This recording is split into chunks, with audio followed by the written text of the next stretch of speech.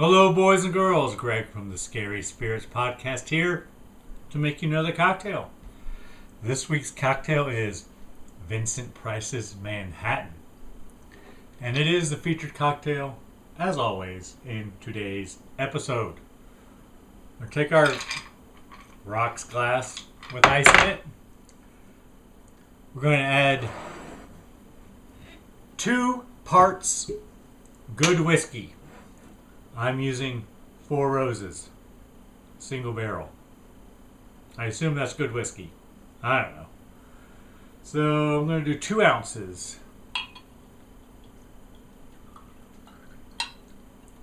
My parts are 1 ounce. 2 ounces. Next, 1 part sweet vermouth. 1 ounce sweet vermouth.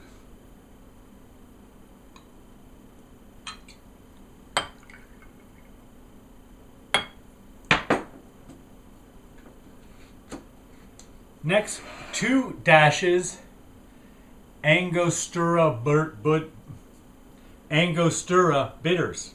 Easy for me to say. I guess that's how you say it. Vincent Price was actually a spokesman, so that's where this recipe comes from. One of his magazine article ads. 2 dashes. Boom, boom, boom. Let's do 4. Why not? And then we stir, or as Vincent said, over ice, stir 2/3 any good whiskey, 1/3 sweet vermouth, 2 dashes of Angostura. Stupendous.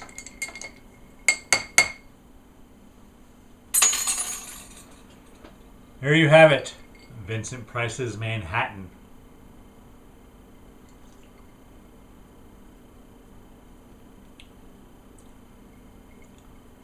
Tastes like whiskey. Do get the bitters though. Maybe because I put 4 dashes in instead of 2. I don't know. But yeah. Thanks for watching. Hope you enjoy the podcast. See ya. I like Vincent Price, but to be honest, in most of his movies, he plays, well, Vincent Price being Vincent Price. But in this week's movie on the Scary Spirits podcast, House of Wax, Vincent Price shows why he is Vincent Price. His acting chops are on full display in this movie, and they are impressive, even though he's playing a man bitterly betrayed by his business partner. You know, Greg chose this movie, so I'm trying hard not to take offense. But wait a minute, unless maybe I should be forewarned. Cheers. Welcome to the Scary Spirits podcast. Please be advised that the presenters may use adult language and/or discuss adult situations. This podcast is not intended for younger listeners or those that may be easily offended. So, if you're ready, let's go.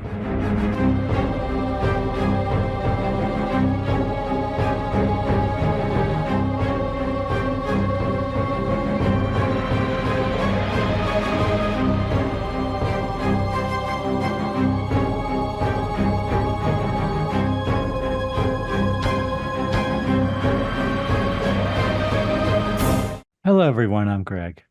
Hi, I'm Karen. And welcome to the Scary Spirits podcast, the podcast that combines the 2 very different yet highly compatible worlds of scary films and alcoholic spirits. What could possibly go wrong? Indeed. How are you, Karen? I'm fantastic. How are you, Greg? I'm all right. Oh, just all right. We're back to the all right, Greg. Yeah, I'm still salty that my movie didn't win. Still? Come on. Still, yeah. Get over it. Let it go. It's in the past. Look towards the future. Karen, I've always been one to kind of hold a grudge. I'm just going to let you know. I can't let some shit go, Karen. I just can't. But anyway. I'll put that in your file. Karen, I believe this week's film was my choice, was it? Was it not? It was. You want to tell us what film you chose? Film I have chosen is House of Wax from 1953. Any particular reason you chose that? Well, this episode comes out on April 17th, and that pretty much falls right in between when this film was released. It was initially released in New York on April 10th, and then the rest of the US on April 25th. So it's got two release dates, and this episode falls right in between. So we're celebrating its anniversary. April 17th it comes out, this episode? This episode, yep. Well, that's my sister's birthday. So Well, happy birthday, Katie. I'm sure she listens every week, so she'll be thrilled that I mentioned her.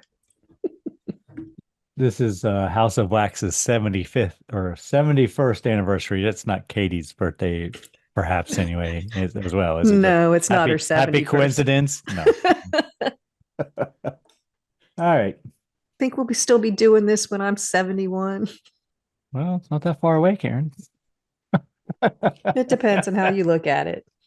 Yeah, you're closer to 71 than you are to 0. And I'm closer to 71 than you are. That's true. You Because are. I'm way older. Indeed. Well, now that's depressing. So let's move on from that. I also have a cocktail, Karen, for us to You're enjoy. going to need one after that. What did you pick for the cocktail? It's Vincent Price's Manhattan, That makes sense. which was basically a full-page ad in a newspaper when he was a spokesman for Angostura. Angostura, is that how you say I that? can never say that. I don't I know. don't know. I don't know. Angostura, bitters. Somebody needs to tell us how to say that. Bitters. Bitters. Basically, his recipe is over ice, stir 2/3 any good whiskey, 1/3 sweet vermouth, 2 dashes of Angostura. Stupendous. So you're going to need 2 parts good whiskey, 1 part sweet vermouth, and 2 dashes of Angostura bitters. What did you use as your part, Karen?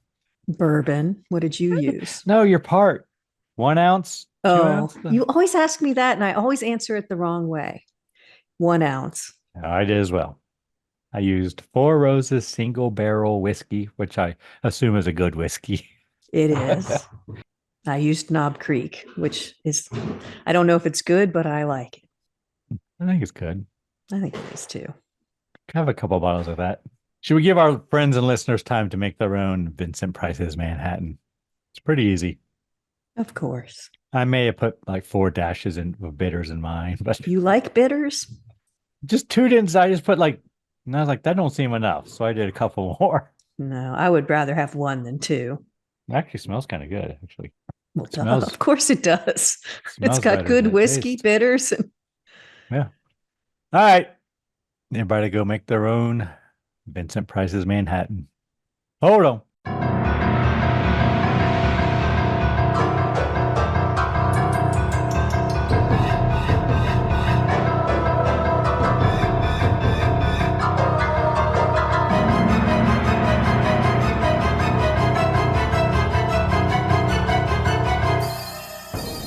And we're back. yes, we are. Karen, might you have a brief synopsis of this film? I do. Go on. Tell us all the story. Wax sculptor Henry is horrified to learn that his business partner, Matthew, plans on torching their wax museum to collect on the insurance policy.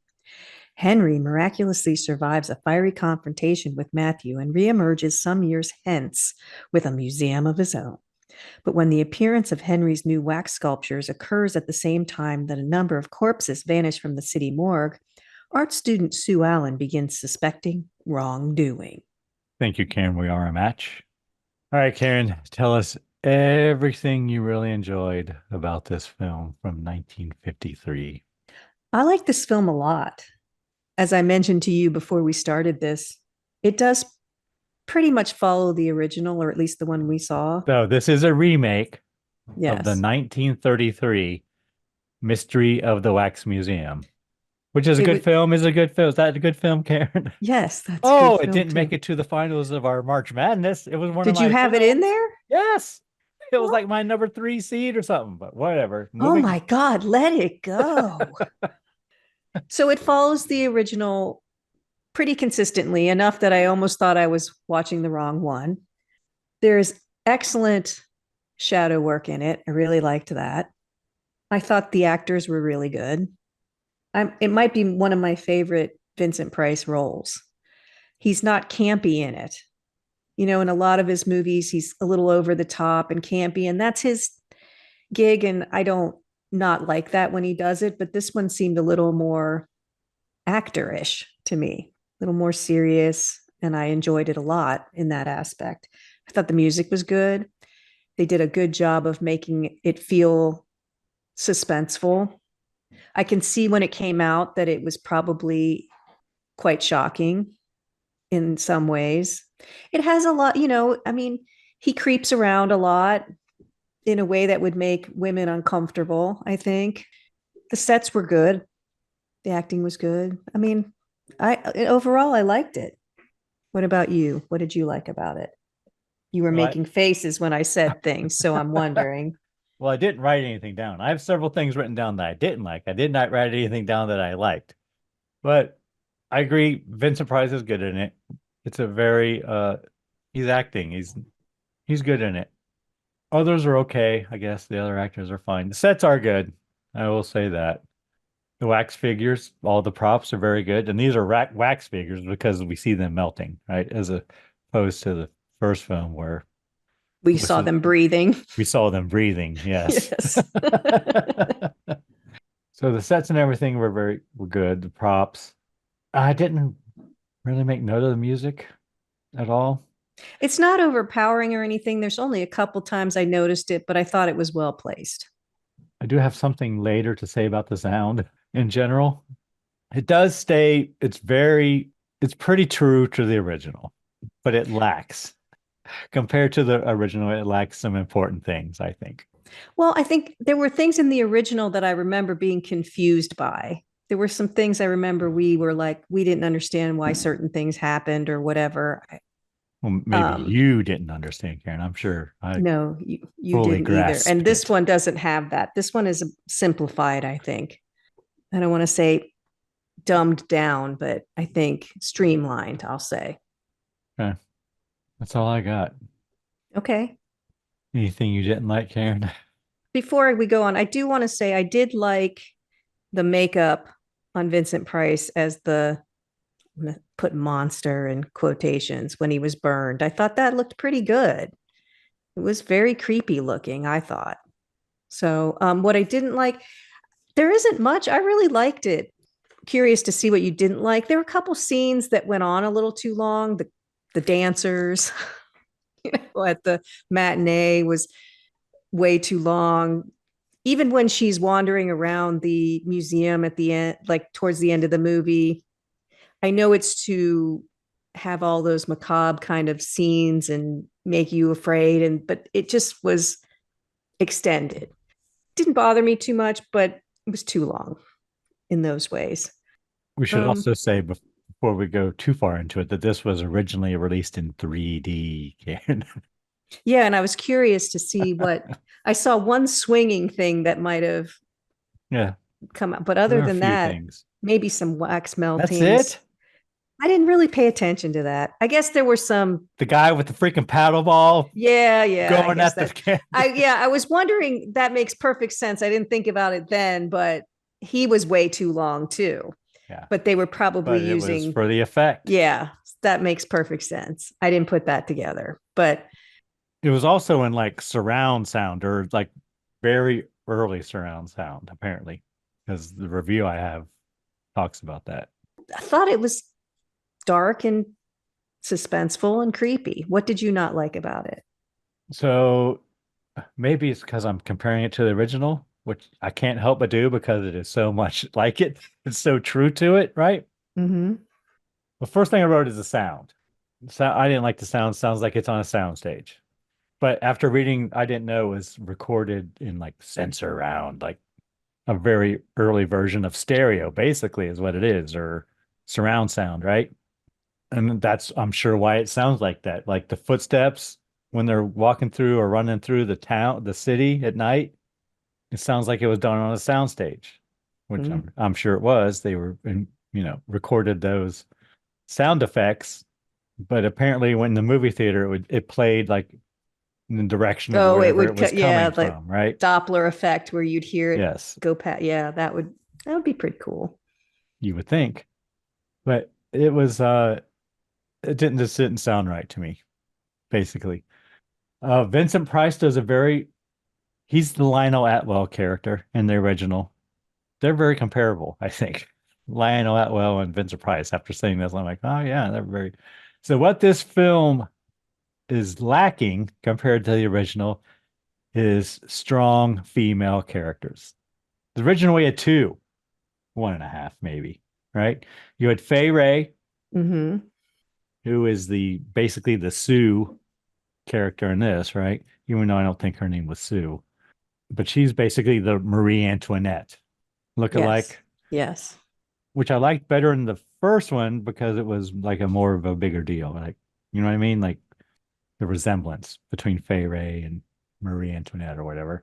Probably the biggest thing missing is the Florence Dempsey character, the reporter, The reporter. Yeah. played by Glenda Farrell in the Yeah, original. she was good. Yeah, the tough broad. You know what I mean? Yeah, they combined the two into one This, but character in this one, and I don't supposedly. remember. Maybe there was this in the Mystery of the Wax Museum.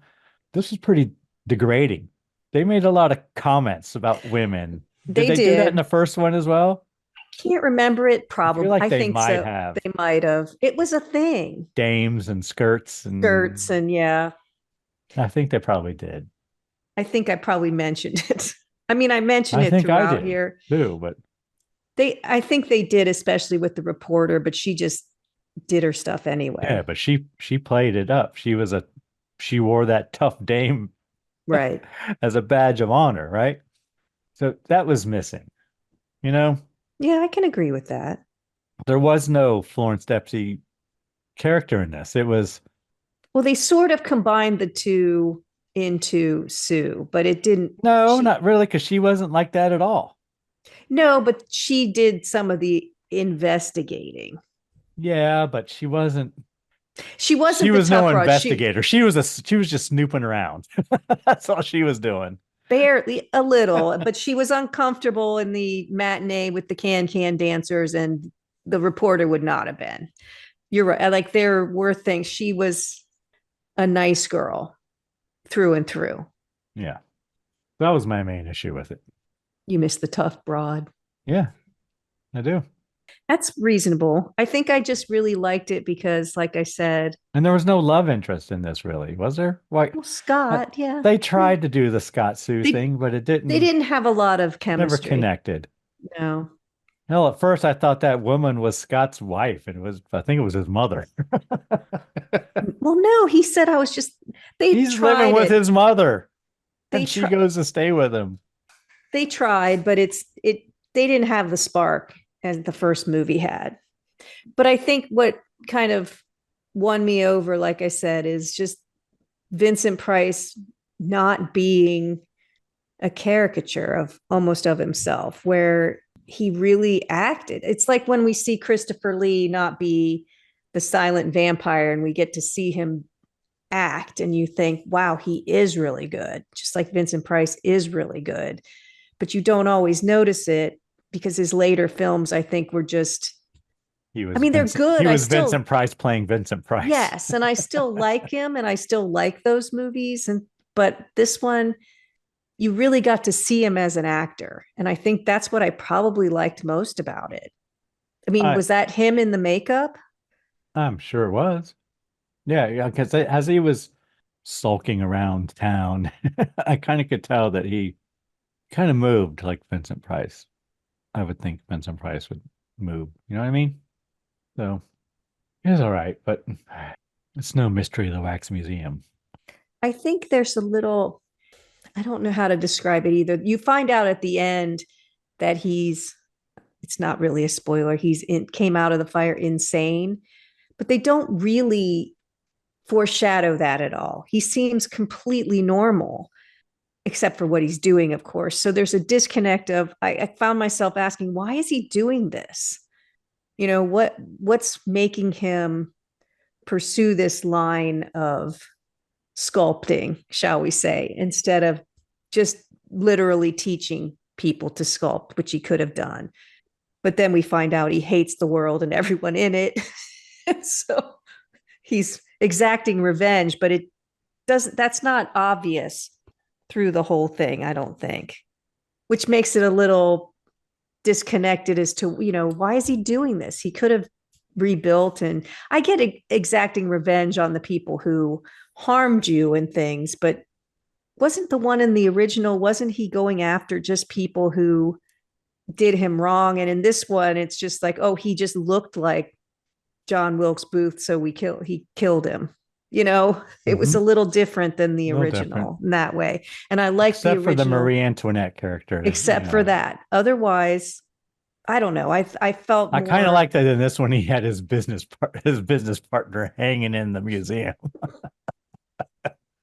That was pretty good. That goes in your file too. Note to self, don't wrong Greg, or you'll be hanging in a museum. Look for me in Greg's Wax Museum, people. Or in my basement. Hanging in your basement? Yeah. That's worse, I think. I think it's good.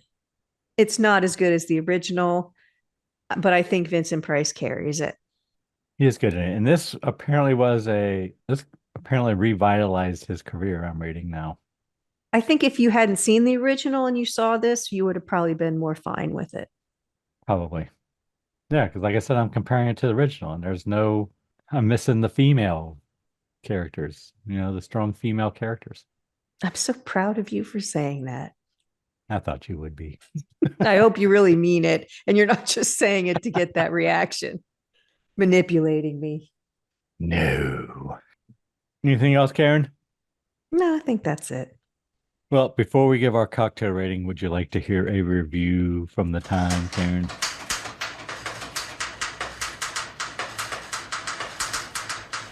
Definitely, but it's in Critics Corner. First, I have to tell you, this film has a 93% approval rating on Rotten Tomatoes, 7 out of 10 on IMDb. Oh. What do Google users think, Karen? 89%. Ding, ding, ding, ding, ding, ding. Yes! Everything's coming up, Karen, apparently.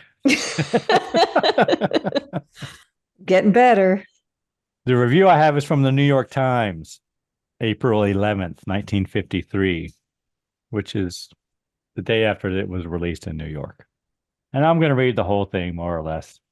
House of Wax, the historic production unveiled at the Paramount yesterday in as wild a display of noise and nonsense as has rattled a movie screen in years, may well cause a dazed and deafened viewer, amazed and bewildered, to inquire in wonder and genuine trepidation, what hath Warner Brothers wrought? For this mixture of antique melodrama, three-dimensional photography, ghoulish sensationalism, and so-called directed sound, which means noises coming at you from all parts of the theater, raises so many serious questions of achievement and responsibility that a friend of the motion picture medium has ample reason to be baffled and concerned. It isn't only that the story projected in this first major whack with 3D is a bundle of horrifying claptrap that was cheap and obvious 20 years ago, which is precisely how long ago it was that Warner's first made it under the title of The Mystery of the Wax Museum. Even then, it was a raw, distasteful fable fit only to frighten simple souls with the menace of a crazy, fire-scarred sculptor embalming his victims in a waxworks chamber of horrors. And now, as a story, it is no different. It is still a fantastic conceit highlighted by a fire in the Wax Museum and the subsequent depredations of a repulsively disfigured ghoul who establishes a new museum with wax-encased cadavers snatched from the morgue. And its performance by Vincent Price as the monstrous hero, Phyllis Kirk as a potential victim, Frank Lovejoy as a baffled detective, and several others in assorted comic strip roles under Andre de Toth's direction. is in a constantly stiff and graceless style. Nor is it that the stereo photography, while more effective than any other yet seen in New York theaters, is of but moderate advantage to this film. The picture is in Technicolor, and the illusion of contour and depth in the images as viewed through Polaroid glasses is good. On a few occasions, such as a scene in which a barker bounces a rubber ball toward the audience, or figures tumble forward in the picture, the shock effect is pronounced. But the so-called added dimension of deepness is of slight significance. The major causes for anxiety presented by this film are in the savagery of its conception and the intolerable artlessness of its sound. Wow. It is thrown and howled at the audience as though the only purpose was to overwhelm the naturally curious patron with an excess of brutal stimuli. And this is betrayed not only in the morbidity of many scenes, but in the violence of the noises that are brayed from the theater's screen and walls. The intended effect of having sounds come from areas in which they would naturally develop in relation to the images on the screen, such as the voice of an actor out of the frame to the left coming from that side wall, is not only confusing, but incongruous with the visual illusion of the screen. It is as though someone were speaking from a box or the stage wings, with no relation whatsoever to the images before the eyes. The mechanical distraction of it may wear off with time if this sort of thing is repeated, but it is disturbing and almost comical now. Likewise, the noisy sound of footsteps clattering in the back of the theater a moment after an actor has appeared to rush forward from the screen is completely illogical and unnerving. It sounds like a riot outside. But the most frightening thing about this picture is the thought of the imitation it will encourage. If it proves to draw customers to the theater, which it more than likely will do. Some may accept this dismal prospect with the same casualness they accord the idiocies and eventually comical monstrosities of the film. But not so this reviewer. It's a prospect we view with alarm. Dimly we foresee movie audiences embalmed in three-dimensional wax and sound. Get off my lawn with your crazy stereo. Wow. Fun sponge. I know. He wants his mono. He wants his mono. Mine was in black and white. Was it? Mine wasn't. It was full color. But I think it's funny the way he talks about the sound, which I didn't care for, like I said, but progress. I would have liked it better if I had listened to it in surround sound. You know what I mean? Yeah. This guy, he doesn't like all those audio stimuli coming from all areas. He doesn't know where to turn and look. It's like a riot. All right. So what kind of cocktail rating you want to give this film, Karen?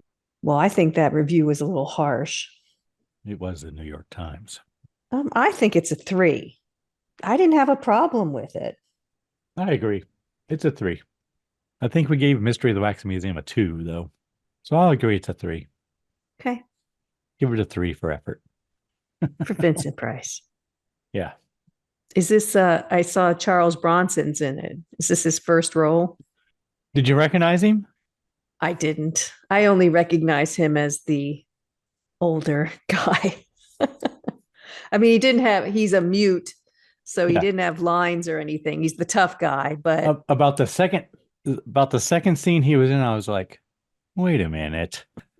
And I looked it up and I'm like, oh, that's Charles Bronson. Once you see it, you see it. You know, you can recognize him, but I wouldn't have if I didn't know he was in it. This was not his first film. He'd been in several films prior to this. No, I stand corrected. It wasn't in black and white. It was in Technicolor. Yeah, that's right. All right. Are you ready to get into it scene by scene? Yep. Let's go. House of Wax from 1935. Did you watch this on Amazon Prime, Karen? I did. I did as well.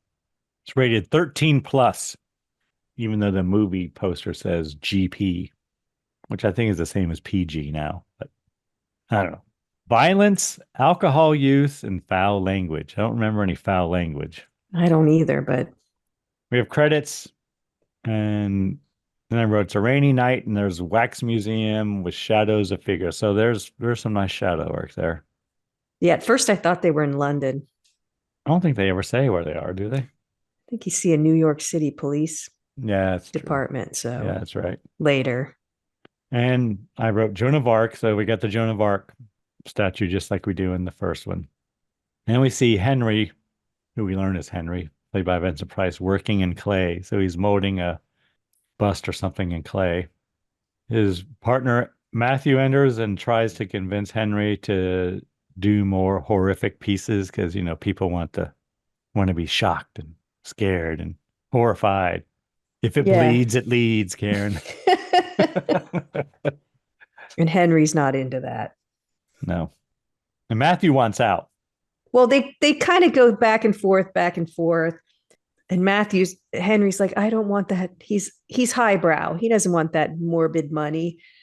And Matthew's like, that money is just as good as any other money, and he does mention that other wax museums are doing better. And he says, Doesn't he mention Madame Tussauds? He does mention Madame Tussauds, which, when do you think the first one of those opened? Madame Tussauds. It was in Baker Street, London. I'm going to say it was in London. So I'm going to say 1928. 1835. Damn. I was way off. I was only 100 years off. That's not bad, really. In 1835, Marie Tussaud opened her museum featuring wax figures of notable individuals in the infamous Chamber of Horrors. The exhibition included victims of the French Revolution and newly created figures of murderers and criminals alongside famous historical figures. Jack the Ripper. And now there are over 23 unique locations around the globe. New York, Shanghai, Amsterdam, and Sydney are some of them. And of course, London. But Henry mentions that there's going to be wealthy investors coming to look at the work, and he may be able to buy Matthew out. Yeah, it's like you said, Matthew wants out. He's got $20,000 in this historic peep show, he says. So the investors arrive. It's Sidney Wallace, Karen. Sidney. I was like, this is why Greg picked this, because Sidney Wallace is probably a land baron.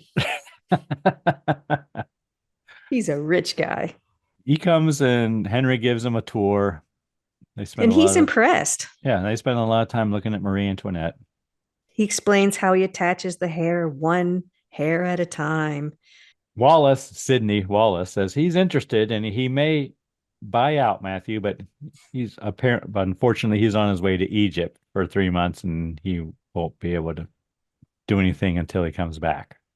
And through the whole thing, Henry's talking like they're real people, the wax figures. It's a little odd, but you get he's an odd duck, that he really is passionate about the wax figures. He calls them his friends. He consults them when he's sculpting them. He talks about Wilkes Booth being an actor and how he struggled with him. He's talking about them like were actually alive people, his friends. And actually, in the original, someone comes in and they're going to Egypt too, as well. Like this whole beginning part is just like the original, pretty much. So then Matthew wants to burn the place and collect the insurance. For how much money? 25,000. Isn't that what they said? Yeah. So how much is that in 2024? This is from 1950 or 19. Well, the period is not 53, but that's when it was filmed. Well, that's what I did it as. So it's probably even more than this, actually. I'm sure. It probably takes place in the 30s. Yeah. Because we see the police in a horse. Right. I should have put that together, that everything, the firemen and the police come in horse-drawn carriages and they make fun of cars. I'm going to say $125,000. In 1953, it was 287,215. I'm going to be way off again. I'm only 100,000 off. But let's see. It would be So $566,000, $500,000. $500,000 in 1932. So that is a lot of money. I can see why he is interested in that. Thank you so much for listening to the podcast. We appreciate you spending time with us. You know, you can help us grow our audience by following us on social media at Scary Spirits Podcast. Just look for us on Facebook, Twitter, Instagram, and YouTube. And don't forget to tell all your friends to find us too. Now let's get back to the show.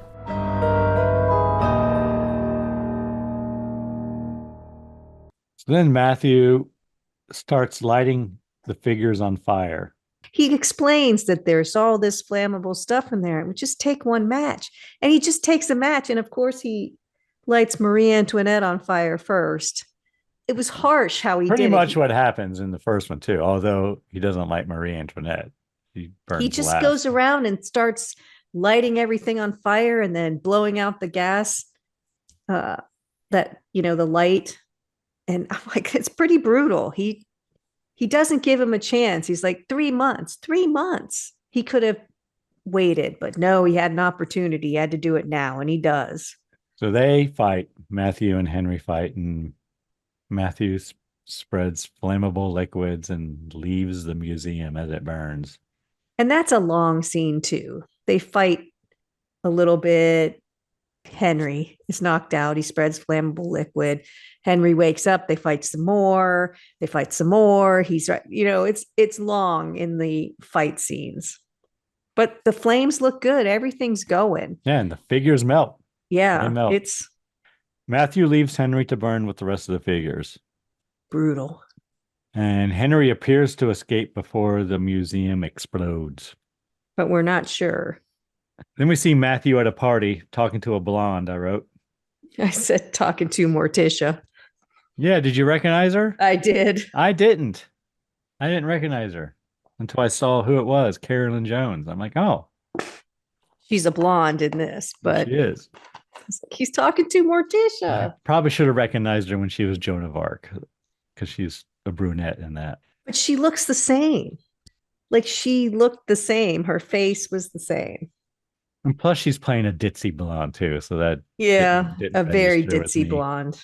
The blonde seems very pleased that Matthew had insurance on the museum. But he's having trouble getting it because he can't prove his partner's dead. And he was talking about, oh, I loved him. I would have, if I had been there, I would have rescued him. And she's a giggly, ditzy blonde, as you said. But she wants to get married, Karen, in Buffalo. In Niagara Falls. You get the license in Buffalo. Yes. Yeah. When he's like, yeah, whatever, it might be fun. He's not going to do it. And he did say he just got the money that morning. And it's in his safe. Then we see Matthew at his office. A disfigured man arrives, turns out the lights, and strangles him. He was hiding behind the couch. Disfigured man ties a rope to an elevator shaft, wraps the other end around Matthew, and throws him down. Here you go.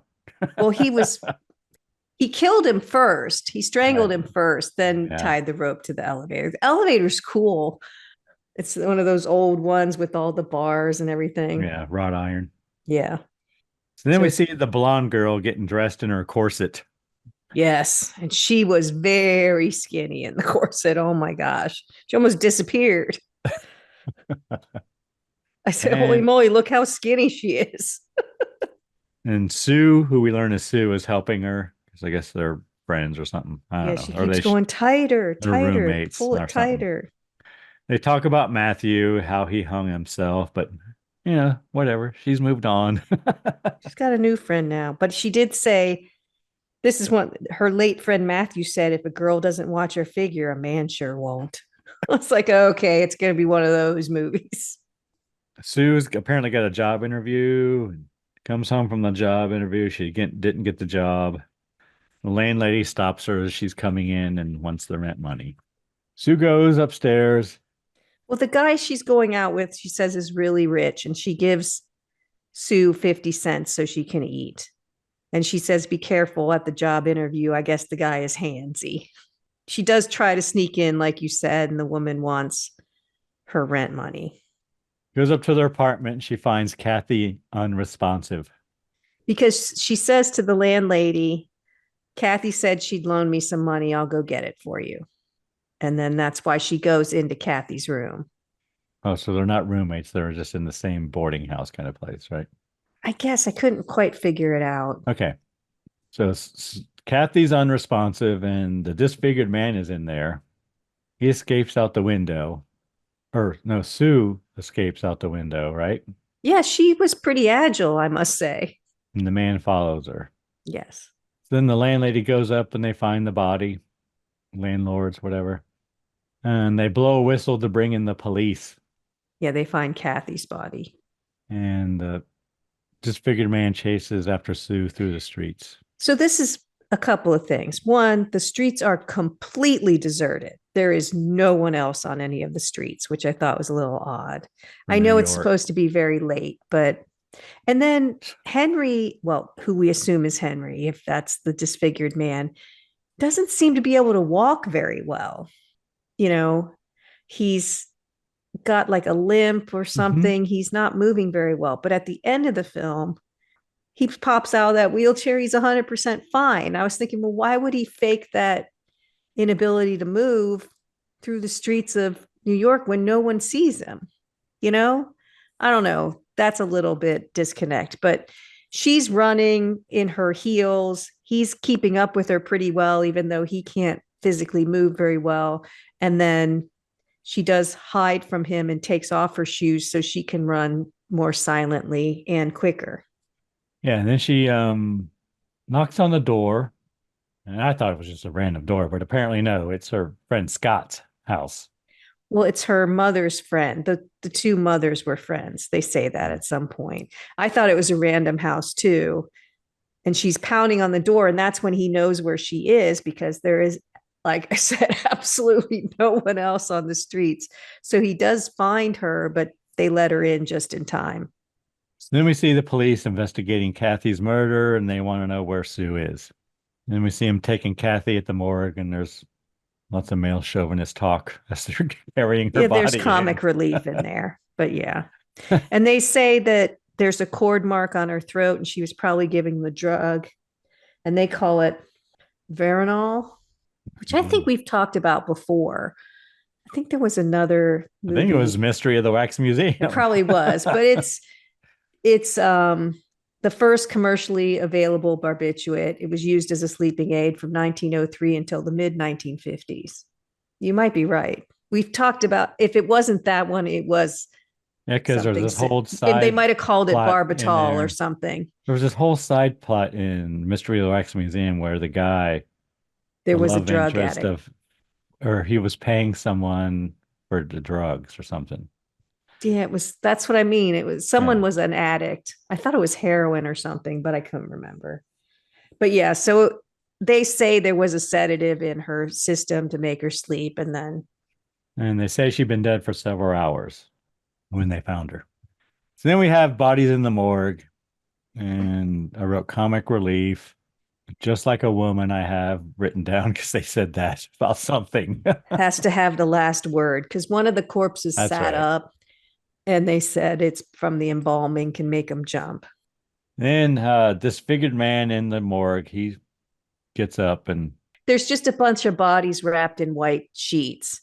And they leave her in there making their jokes and whatever. They leave. The one sits up. It's the comic relief. And then when they leave, another one sits up. But that one's the disfigured man.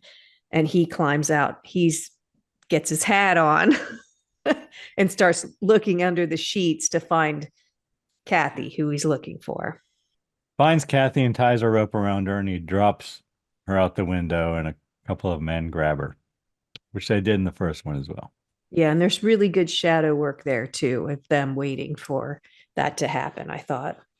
Then we're at the New York Police Department, Lieutenant of Detectives. That's what it says on his door. Sue's being questioned. Kathy's body was missing from the morgue, and other bodies have disappeared as well. Sue describes the disfigured man to the detectives. They kind of don't believe her. No, they don't. No one matches the description. They almost suspect her. They tell her not to leave town. So then we see Sidney Wallace again. And he goes to see Henry, even though he thinks he's dead. He got a letter from him or something. And Igor, who we learn is Igor, Charles Bronson, lets him in. Who's And, mute? and we see Henry in a wheelchair.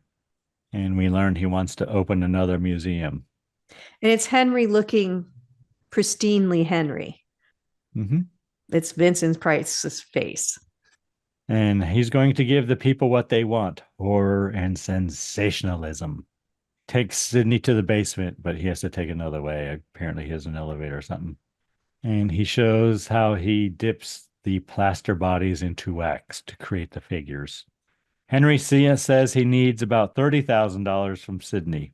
Sidney says he will think it over. Henry shows Sidney the body of Matthew, and it falls out of a box, which I'm sure was a 3D thing. And Henry says, yeah, he hung himself in an elevator shaft. And right here, we have words to read on the screen, Karen. Intermission. Okay, hold on a second. When he does, so Igor is there, he's a student, and Henry says he tends to make all of the statues look like himself, which, maybe we She was would in do. the first one as well. It was the same. It was in the first one. But they're doing the first person to die in the electric chair, which was, as they mentioned, William Kemmler. And he was an American peddler, alcoholic, and murderer who in 1890 became the first person in the world to be executed by electric chair. He was convicted of murdering Matilda Tilly Ziegler, his common law wife. And then, if you're interested, the first woman to be executed by the electric chair was Martha M. Place. She was an American murderer and the first woman to die in the electric chair. She was executed on March 20th, 1899 at Sing Sing Correctional Facility for the murder of her stepdaughter. The electric chair was invented by employees at the Thomas Edison Works at West Orange, New Jersey in the late Edison didn't take credit for it? I'm surprised. Late 1880s. But the concept was by Alfred P. Southwick, a dentist based in Buffalo, New York in 1881. 2 Buffalo references. Then we see the man with the paddle ball, Barker, Carnival Barker. I wrote 3D. This is all just for the 3D effect. He was good, but he didn't deserve all that screen time. Yeah, that was way too long. I mean, he's doing had like 3 of them going at one time at one point, I think. Yeah, he was good. We had one. Did you have one when you were a kid? Everybody had one, Karen. I know, it was a thing. It's like the ball in the cup. It was created and patented, the paddle ball, by William Lind in the 1920s. It was one of several recreational products to follow the invention of soft rubber. Yeah, we had one. I didn't have the patience for that. Learning. Like yo-yos. Couldn't do that either. I probably got my ass beat with a few of them too. Seems like mom kept one on top of the fridge. Probably deserved it. Come on, Karen. But yeah, he got way too much screen time. But like you said, that was the 3D effect. So I'm sure that's why he had it. And we see Henry giving a tour of his wax museum. He talks about the electric chair victim, William Kemmler. There's his name's on there and everything. And we see Matthew hanging from an apparent elevator shaft. He did a good job of recreating the elevator shaft. Yeah, because he swings back and forth through the whole thing. Yeah. And Sue and Scott arrive. Apparently, Scott knows Sidney Wallace. And apparently, Scott's a sculptor, too. And Sue has been posing for him. Yes. But just the bust. And not the good one. Yes, not the good bust. But Sue is a little overwhelmed by how real they all look. She can't get past it. And then she spots Joan of Arc, and she's startled to see how much it looks like her friend Kathy, who recently passed away. She climbs right up on the exhibit. She does. And Henry notices her curiosity. Sue tells Scott and Sidney that the figure looks just like Kathy. Henry goes to them and explains that he saw pictures of Kathy in the newspaper and used her face as a guide or a model for his Joan of Arc. Then Wallace introduces Scott, and they do introductions all around. Yeah, and says Scott's a sculptor. Henry asks Scott if he would be willing to do some sculpting for him or whatever. And he says he wants to see his hands, and he says, "Oh, my hands used to be like that." And then we see his hands are burned. Right here I wrote, Sue looks a lot like Henry's figure of Marie Antoinette, who was burned in the fire. I guess he asked Sue to come and model for him as well.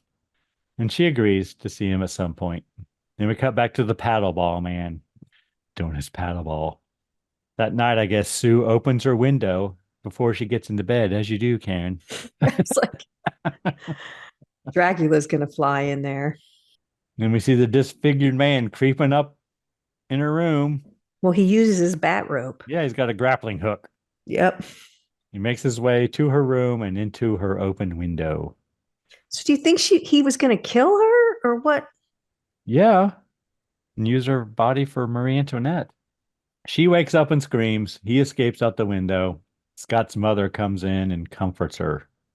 Then we cut to the 14th Street Music Hall, Karen. And apparently there's a burlesque show going on with can-can girls.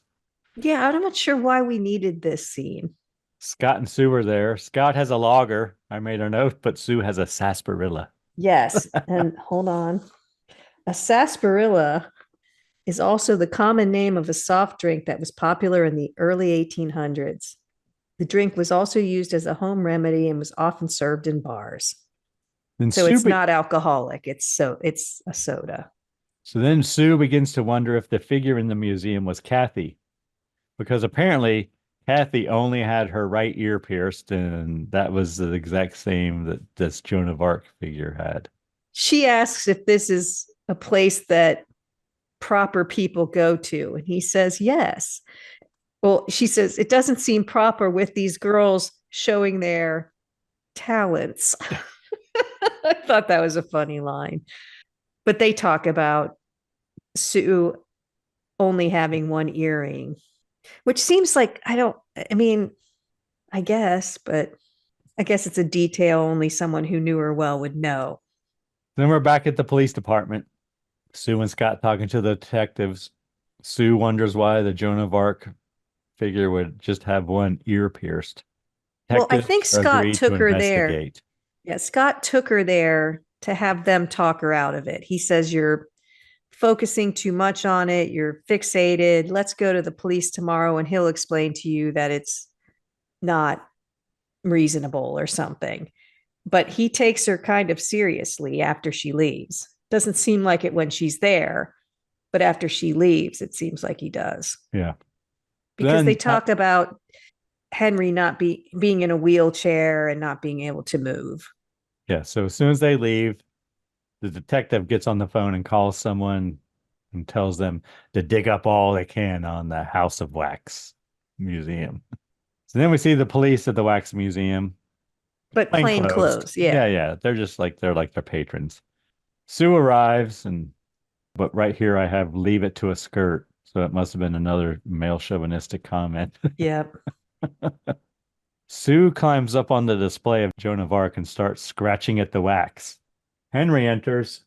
She gets down and apologizes. She says she knows she's not supposed to touch, but it looks so lifelike or whatever. And she does come away with wax. So she now, it is a wax figure. And then Henry shows Sue her head in wax.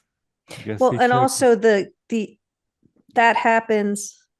But as the policemen are walking around, they start sort of recognizing people too. Yeah. Just doesn't this look like, I can't remember, the prosecutor or whoever it was when they. Yeah. They say the statue of John Wilkes Booth looks a lot like a person who has just disappeared. Someone they knew.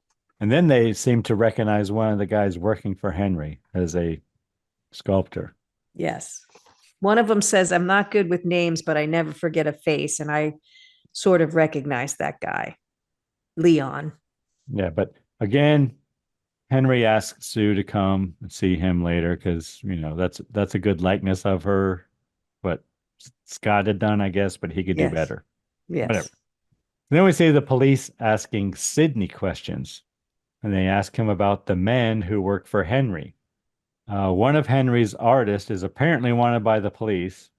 detective tells them to bring him in. Because apparently they remember. So then we see Henry instructing Scott on a sculpture he is doing. It looks like Vincent Price, the sculpture, didn't you think, or Does it? no? No, I I thought don't it know. was him, like say because he says he hates the world or whatever. Put more agony in it. I didn't notice.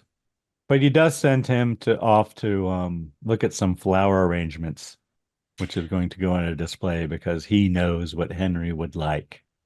Because Scott says that Sue's coming to meet him because it's her birthday and they're going to go out. So he sends Scott on a basically wild goose chase to go look at some things. So he's not there when she gets there.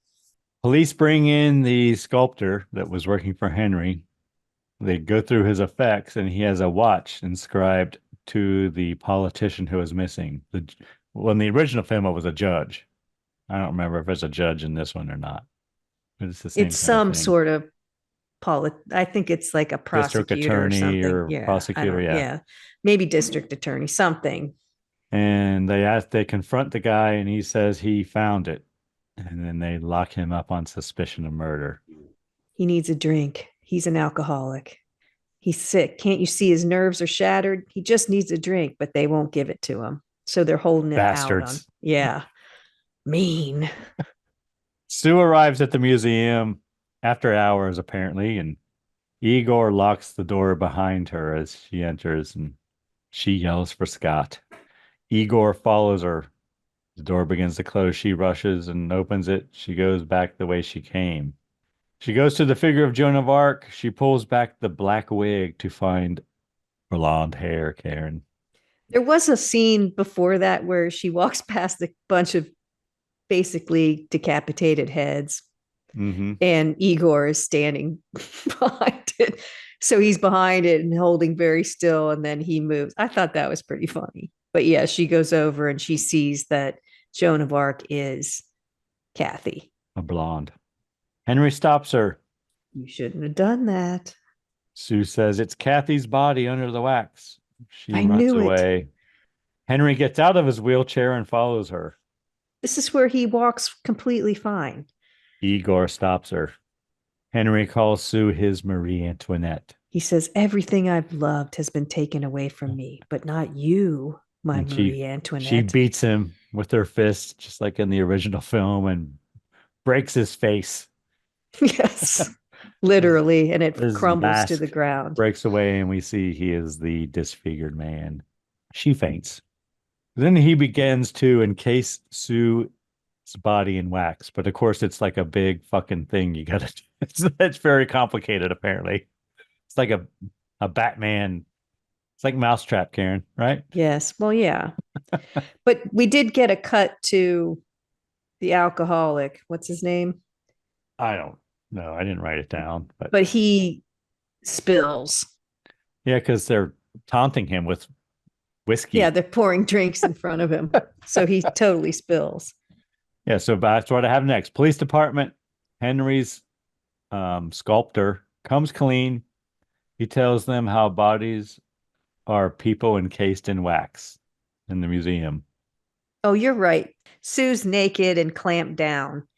You And don't see her though. no, but you can tell she's naked. You can tell. And he has to heat up the whole thing. You're right. It is like Batman or Frankenstein where he has to run and turn all the knobs and everything. And then they cut You have to wait for the large, supersized beaker to fill up with hot wax. I don't know. Whatever. But then we see Scott looking for Sue. Igor stops him. They fight. Sue screams. Sue's about to be encased in wax again. Scott and Igor fight some more. And then Scott finds her purse and knows she's there. Then Henry has a big needle, Karen, and he's going to inject Sue with sedative, I think. Or to stop her heart, because he says it's going to be quick. And then they'll be together forever. Then we see the police arrive in their carriage, their horse-drawn carriage.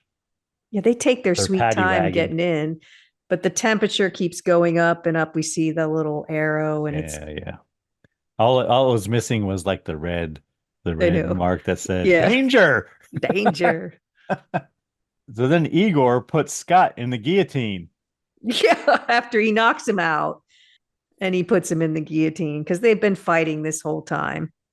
Police arrive. They grab Igor before he can release the guillotine. Takes like 6 of them to hold him down. What's They Charles rescue Bronson? Scott. Yeah. They rescue Scott. And they ask him where Henry is, but of course he can't speak. He can't Right. answer them. Igor can't, yes. So then they pull Scott from the guillotine and the blade falls just as they pull him out. Scott tells the police that Henry is in the cellar and he has Sue. They break through the door. I was like, they're going to have the doors locked. They need to break it down. Oh, lucky there's all kinds of weapons to do that. Henry fights with the police officers when they enter. Just like in the original, Henry eventually falls into the vat of wax. Yeah, the police are coming from all directions at that point. And detective covers Sue's body with his jacket before she can be covered in wax and saves her. Yeah, he pulls her away from the wax, which would because she looked had cold. just about yes. Well, yes, but the wax is about to start dripping on her, and he moves the gurney basically and puts his jacket over top of her body. Yes, very gentlemanly. So then we see Scott and Sue talking to the police, and there's some comic relief. Like I said, because I think he mentions well, I didn't want you to be cold. Well, and Scott says every time he shaves, he thinks of the guillotine, but they're just basically there saying thank you for saving us. And then we see they have Charles Bronson's head in wax, and they say he's in Sing Sing. Yeah, he'll grow a long beard before he's out of there. In the end. All right, Karen, what did you think of Vincent Price's Manhattan? Is it the best Manhattan you've ever had? It's just a Manhattan. I don't know really what makes it his. If you like a Manhattan, you're going to love it. Because he says this is what you use. It's his recipe. It's and the it's same stupendous. Okay. I don't know. I don't know how to make. You're a little strong for me. I think this is the first Manhattan I've ever had, Karen. A little strong, but it's a Manhattan. And if you like a Manhattan, you're going to like it. And it has evaporated. Usually I think people put a big ice cube in those, right? I'm sure. Yeah. Just that solid, Yep. One of those bourbon ice cubes. Yes. Big bourbon ice cube. It's not bad. It's better, as it usually is for me when the ice melts. Yeah, it does. It's very whiskey forward, and I'm not a whiskey guy. It burns. That's what happens to me. Had worse. Had much worse. There's no calamari in it or whatever the fuck that shit is. Campari. Calamari. Calamari would be bad too, but that would be worse. Oh, absolutely. Anything we learned today, Karen? We learned about Madame Trousseau's wax museums, a little bit about the electric chair and who died in it or was executed in it, what sarsaparilla was, money differences between now and way back then, Veronal, the barbiturate, and a little bit about the paddle ball and how you were beat with it when you were a naughty child. I've had worse, Karen. That was minor. That must have been when I was really young. The older I got, the bigger the paddle got. Yeah, well, yeah, it wouldn't have done much good after toddler years, probably. It was just thin plywood or something. Oh, Lordy. Those were the days. Memories. That's what made me the man I am today, Karen. It's little slight corrections. My mom had a wooden spoon. Oh, I had that too. Fly swatters, those were always good. Little more reach with those. Yeah. Are we ready to move on to next film, Karen? Yes, we are. All right. I believe that would be your choice. Is it not? It is. And what film have you chosen for us next week? I'm sure it's a winner. My films are winners. Yes. I have chosen the 1954 movie Them! Exclamation point. Any reason you chose that film, Karen? No, I just want to see it. Oh, okay. It's been on my list for a while and just decided to go for it. Cool. All right. Do you have a cocktail to go along with this film, Karen? Or are we doing this one dry? No, we have a cocktail, Go on. but I decided to do something different. Ooh, switching it Well, up. We're going to do something different tonight. it's not going to be dry. It's not a different cocktail, but this film came out in 1954, and I looked up the most popular cocktail in 1954. Ah, clever. And it is the pina colada. So, all right. This one's a simple recipe. Go on. Tie it together however you want. 6 ounces of pineapple juice, 3 ounces of coconut cream, 1.5 ounces of light rum, and 1 to 2 cups of crushed ice. Mix all the ingredients in a blender and blend until smooth. Pour into the glass and served. Garnish with a pineapple slice and a cherry. The film's about like Cold War and the dangers of radioactivity. And when I was trying to find a cocktail, you'd done the radioactive Long Island iced tea, I believe, for something else. And I couldn't find anything that really didn't have outrageous ingredients. So I decided to look up a popular cocktail in 1954, and this is what came up. And I don't think a pina colada is probably going to come up in any other horror film, so it's probably safe. Probably not. Okay. I look forward to that, Karen. Well, put a little umbrella in it. It's just another lanai drink. Do you have anyone to thank this week, Karen? Of course I do. I have our listener. There are a lot of podcasts out there. You. Yes, listener. you. If you're still listening, we're thanking you because there are a lot of podcasts out there. Thank you for spending time with us. Who do you need to thank, Greg? Well, I'm going to thank the people of the Buckeye State once again. Coming through. Apparently, we're popular in the Buckeye State, Karen. I can't imagine. Like we've said before, we better be. And the band Verse 13 for providing all the music in the Scary Spirits podcast. The music definitely makes the podcast better. Anything else, Karen? Please drink responsibly. Yes. Hey, it's Karen, and I'm here to talk to you about getting social with us. Did you know you can follow us on Facebook, Instagram, and YouTube at Scary Spirits Podcast? Or check out our website, scaryspirits.com. If you have something to say, email us at info@scaryspirits.com. And as always, thanks so much for listening. Please drink responsibly.